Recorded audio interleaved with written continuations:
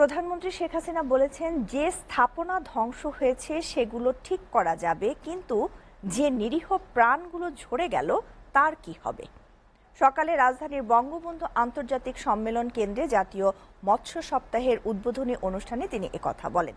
আন্দোলনের নামে ধ্বংসাত্মক কার্যক্রম চালিয়ে কে কি অর্জন করলো এমন প্রশ্ন রেখে প্রধানমন্ত্রী বলেন, কোনোদিন ভাবেননি এই সময়ে এমন পরিস্থিতির সৃষ্টি হবে। প্রতিটি মৃত্যুর ঘটনা তদন্ত হবে জানিয়ে শেখ হাসিনা আরও বলেন, এই বিষয়ে জাতিসংঘ সহ আন্তর্জাতিক সংস্থার সহায়তা চেয়েছেন তিনি। তামান্না তাহসিন খানের প্রতিবেদন। রাজধানীর বঙ্গবন্ধু আন্তর্জাতিক সম্মেলন কেন্দ্রে জাতীয় মৎস্য সপ্তাহের উদ্বোধন করেন প্রধানমন্ত্রী শেখ হাসিনা।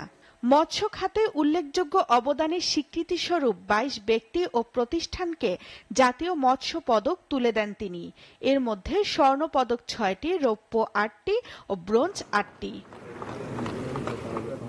প্রধানমন্ত্রী বলেন, বাংলাদেশ উন্নয়নশীল দেশের মর্যাদা পেয়েছে। বিশ্ব এদেশকে সম্মানের সাথে দেখে। সেই বাংলাদেশে আবার রক্ত ঝরবে কেন? এই রক্ত ঝরা সে প্রশ্ন তোলেন তিনি।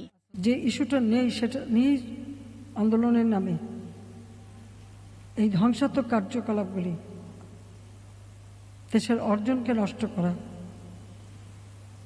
আন্তর্জাতিকভাবে বাংলাদেশের ভাবমূর্তি নষ্ট করা,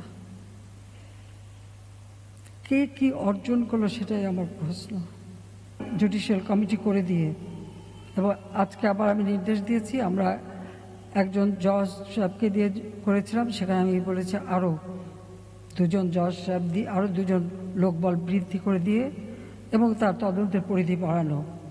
সেই সঙ্গে আমরা জাতিসংঘের কাছে আবেদন করেছি যে আমরা আন্তর্জাতিকভাবে বিভিন্ন সংস্থা আছে, বিশেষ করে বিদেশে, তাদের কাছে আমরা সহযোগিতা চাই যে এই ঘটনার যথাযথ সুষ্ঠু তদন্ত এবং যারা এর সঙ্গে দোষী তাদের সাজার ব্যবস্থা।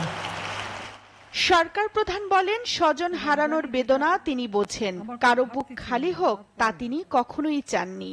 এই আন্দোলনের নামে যে সমস্ত ঘটনা ঘটেছে, ধ্বংসাত্মক কাজ করেছে, তারপর অনেকগুলি প্রাণ ঝরে গেছে।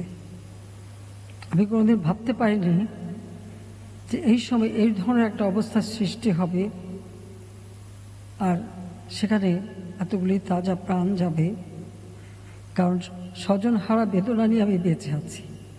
আমি জানি একজন আপনজন হারালে কি কষ্ট হয়। কোটা ইস্যুতে কোনো ঘাটতি রাখেনি সরকার বলেও জানান শেখ হাসিনা। স্থাপনা যেগুলি ধ্বংস করেছে সেগুলি তো পুনর্গঠন করা যাবে, কিন্তু যে প্রাণগুলি ঝরে গেল সেগুলি তো আমরা ফিরে পাবো না।